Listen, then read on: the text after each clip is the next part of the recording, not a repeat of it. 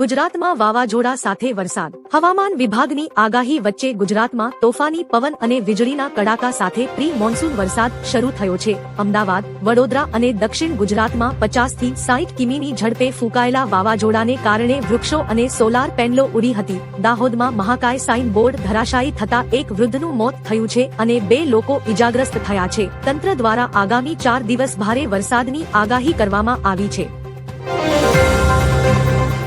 દેશના 23 રાજ્યોમાં વાવાઝોડા સાથે વરસાદ. દેશના 23 રાજ્યોમાં જૂનની શરૂઆત તોફાની વરસાદ અને કરા સાથે થઈ છે, જેનાથી લોકોને કાળઝાળ ગરમીથી રાહત મળી છે. દિલ્હી, યુપી અને એમપી સહિતના વિસ્તારોમાં તાપમાન સામાન્ય કરતા નીચે નોંધાયું છે, જ્યારે રાજસ્થાનના જોધપુર અને ઉદયપુરમાં રસ્તાઓ પાણીમાં ગરકાવ થયા છે. હવામાન વિભાગના જણાવ્યા અનુસાર દક્ષિણ પશ્ચિમ ચોમાસું આગામી 2 થી 3 દિવસમાં કેરળ પહોંચે તેવી સંભાવના છે.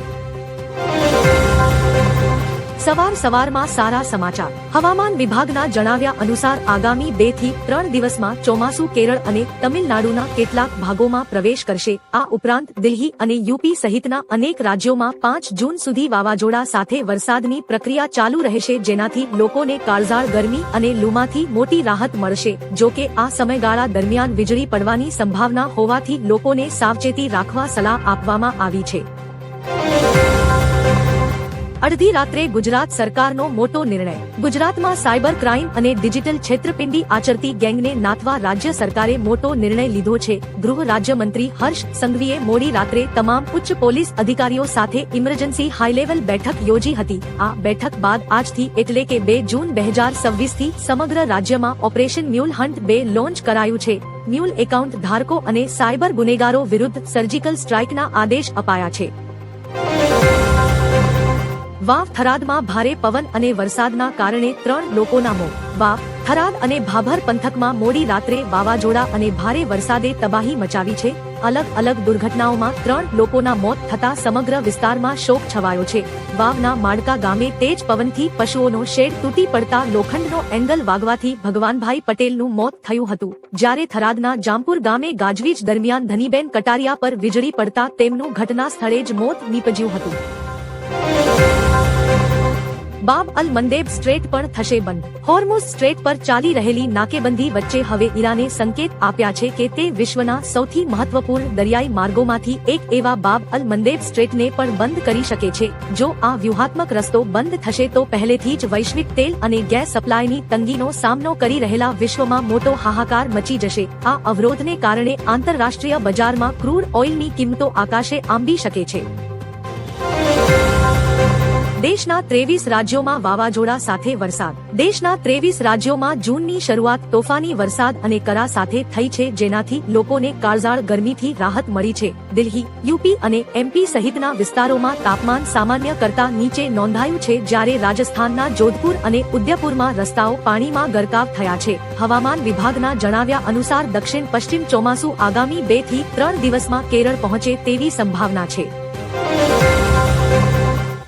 બાબા બાગેશ્વરનો વિરોધીઓને ખુલ્લો પડકાર. રાજકોટમાં 5 થી 7 જૂન દરમિયાન ધીરેન્દ્ર શાસ્ત્રીની સનાતન સેતુ હનુમાન કથા યોજાવાની છે. જો કે કથા પહેલા જ સામાજિક આગેવાન પરસોત્તમ પીપળિયાએ ચમત્કારોને નકારીને બાબાને પોતાની પર તંત્ર મંત્ર અજમાવવાનો પડકાર ફેંક્યો હતો. આ વિવાદ અંગે બાબા બાગેશ્વરે પલટવાર કર્યો છે. તેમણે પડકાર ફેંકનારા તમામ વિરોધીઓને કોઈ પણ પ્રકારની શંકા દૂર કરવા માટે દરબારમાં આવવાનું આમંત્રણ આપ્યું છે. ટીએમસી નેતાઓ માટે ભાજપના દરવાજા બંધ. ટીએમસીમાં ભાગલા પડવાની અટકળો વચ્ચે બંગાળ ભાજપ પ્રમુખ શમિક ભટ્ટાચાર્યએ જણાવ્યું હતું કે પોતાના દમ પર સ્પષ્ટ જનાદેશ મેળવ્યા પછી પક્ષ હવે હરીફ પક્ષોના નેતાઓને સામેલ કરવા માટે કોઈ દબાણ કે મજબૂરી હેઠળ નથી. ટીએમસી અને ભ્રષ્ટાચાર સમાનાર્થી છે. હાલ માટે ભ્રષ્ટ ટીએમસી નેતાઓ માટે ભાજપના દરવાજા બંધ છે, પરંતુ ભવિષ્યમાં સ્વચ્છ નેતાઓ ભાજપમાં જોડાઈ શકે છે. અમારી ધરતીનો ઉપયોગ તમારી વિરુદ્ધ નહીં થાય. મ્યાનમારના પ્રમુખ યુ મિન આંગ વાઇંગની ભારત મુલાકાત દરમિયાન પીએમ મોદી સાથે મહત્વપૂર્ણ ચર્ચા થઈ હતી. મ્યાનમારે ખાતરી આપી છે કે તેમની 1643 કિમી લાંબી સરહદ અને ધરતીનો ઉપયોગ ભારત વિરોધી પ્રવૃત્તિઓ માટે નહીં થાય. બેઠકમાં સરહદી આતંકવાદ પર રોક, કનેક્ટિવિટી પ્રોજેક્ટ્સની સુરક્ષા અને 150 જેટલા ભારતીયોને સાયબર સ્કેમ કમ્પાઉન્ડમાંથી મુક્ત કરાવવા જેવા મુદ્દાઓ પર સંમતિ સધાઈ હતી. વીજળીના કડાકા ભડાકા અને પવન સાથે વરસાદ શરૂ. હવામાન વિભાગની આગાહી વચ્ચે સોમવારે રાત્રે 9 વાગ્યાથી મહીસાગર જિલ્લામાં વીજળીના કડાકા અને પવન સાથે ધોધમાર વરસાદ શરૂ થયો હતો. ભારે વાવાઝોડાના કારણે મોટાભાગના વિસ્તારોમાં પાવર કટ થતા અંધારપટ છવાઈ ગયો હતો. બાલાસિનોર શહેરમાં ફૂંકાયેલા ભારે પવને વધુ તારાજી સર્જી હતી, જ્યાં ચાલતી શ્રીમદ ભાગવત કથાનો મુખ્ય પંડાલ ડોમ ધરાશાયી થયો હતો. રાજ્યના નાગરિકો માટે સારા સમાચાર. ગુજરાત સરકારે નાગરિકોની સુવિધા માટે એક મોટો વહીવટી સુધારો કરતા સમગ્ર રાજ્યમાં માન્ય રહે તેવું યુનિવર્સલ એફિડેવિટનું નવું ફોર્મેટ જાહેર કર્યું છે. આ નિર્ણયથી વિવિધ સરકારી સેવાઓ અને દાખલાઓ માટે જુદા જુદા સોગંદનામા કરાવવાની માથાકૂટનો અંત આવશે. આ સમાન ફોર્મેટ ગુજરાતી અને અંગ્રેજી બંને ભાષાઓમાં ઉપલબ્ધ રહેશે અને તમામ સરકારી કચેરીઓ તેમજ જનસેવા કેન્દ્રો પર ફરજિયાત સ્વીકારાશે. અમદાવાદ અને ગાંધીનગરના વાતાવરણમાં પલટો. હવામાન વિભાગની આગાહી અનુસાર અમદાવાદ અને ગાંધીનગરના વાતાવરણમાં પલટો આવ્યો હતો. અમદાવાદમાં અચાનક વાવાઝોડા જેવો માહોલ છે. ગાંધીનગર અને અમદાવાદમાં ધૂળની ડમરીઓ ઉડી રહી છે. ગમે ત્યારે ધોધમાર વરસાદ પડી શકે તેવું વાતાવરણ થઈ ગયું છે. આ ઉપરાંત હાલ મહીસાગર, પંચમહાલ અને અરવલ્લીના વિસ્તારોમાં વરસાદ વરસી રહ્યો છે. છોટા ઉદેપુરમાં પણ ભારે પવન ફૂંકાઈ રહ્યો છે. સાઉથના નેતાનો બફાટ. કહ્યું શું ખબર, મોદી ચા વેચતા હતા કે ભીખ માંગતા હતા? સાઉથના જાણીતા અભિનેતા પ્રકાશ રાજે ફરી પીએમ મોદી પર નિશાન સાધ્યું છે. એક સોશિયલ મીડિયા પોસ્ટમાં મોદીના ચા વેચવાના દાવા પર સવાલ ઉઠાવતા પ્રકાશ રાજે લખ્યું, મને ખબર નથી કે તેમણે ક્યારે ચા વેચી હોય કે ભીખ માંગી હોય, પરંતુ તેમના જૂઠાણાનો હું સાક્ષી છું. આ પોસ્ટમાં તેમણે લોકોને પૂછ્યું કે આ વાત સાથે કોણ સહમત છે. પ્રકાશ રાજની આ ટિપ્પણી સોશિયલ મીડિયામાં ચર્ચાનો વિષય બની છે. આરસીબીની જીત પર ભારે બબાલ અને લાઠીચાર્જ. આરસીબીની આઈપીએલ જીત બાદ દેશભરના ચાહકોમાં ઉત્સાહ જોવા મળ્યો. કેટલીક જગ્યાએ ઉજવણી એટલી હિંસક બની ગઈ કે પોલીસે લાઠીચાર્જ કરવો પડ્યો. પોલીસ ચાહકોને રોકવા માટે બળજબરી કરતી દર્શાવતા અનેક વીડિયો સામે આવ્યા છે અને આ વીડિયો વાયરલ થઈ રહ્યા છે. સતત 2 વાર ટ્રોફી જીત્યા બાદ આરસીબીના ચાહકો ખૂબ જ ખુશ થયા હતા. ચાહકોએ આખી રાત ઉજવણી કરી હતી. ફક્ત બેંગલુરુમાં જ નહીં પરંતુ મુંબઈ, હૈદરાબાદ અને દિલ્હીમાં પણ.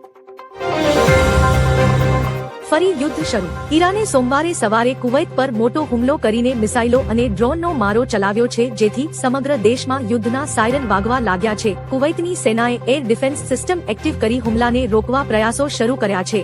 બીજી તરફ અમેરિકી સેન્ટ્રલ કમાન્ડે પણ ઈરાન દ્વારા MQ-1 ડ્રોન તોડી પડાયા બાદ તેના એર ડિફેન્સ અને કંટ્રોલ સ્ટેશનો પર જવાબી સેલ્ફ ડિફેન્સ હુમલા કર્યા છે. વરસાદે બોલાવી ધબધબાટી. હવામાન વિભાગની આગાહી અનુસાર રાજ્યમાં વરસાદ વરસ્યો હતો. નવસારી, અમદાવાદ, રાજુલા, અરવલ્લી અને સાબરકાંઠા જિલ્લાઓમાં વરસાદે ધબધબાટી બોલાવી હતી. કમોસમી વરસાદ વરસતા સમગ્ર વિસ્તારોમાં ઠંડક પ્રસરી હતી, જે બાદ લોકો ગરમીથી હાશકારો અનુભવ્યો હતો. વરસાદના પગલે જાહેર રસ્તાઓ પર વરસાદી પાણી ફરી વળતા વાહન ચાલકો તેમજ રાહદારીઓને ભારે હાલાકીનો સામનો કરવો પડ્યો હતો. ભીષણ ગરમીથી સાવધાન રહો. પીએમ મોદીના મન કી બાતના 134માં એપિસોડમાં વડાપ્રધાન મોદીએ રમતવીરોની પ્રશંસા કરી હતી. સાથે જ પીએમ મોદીએ લોકોને ગરમી સાવધાન રહેવું અને ગરમી દરમિયાન પુષ્કળ પાણી પીવું અને સરકારી માર્ગદર્શિકાનું પાલન કરવા પણ વિનંતી કરી હતી. વધુમાં પીએમ મોદીએ ગરમી સામે રક્ષણ મેળવવા કેરીના પાંદડા, લસ્સી, છાશ અને સત્તુ જેવા ભારતીય પીણાનો ઉલ્લેખ કર્યો હતો.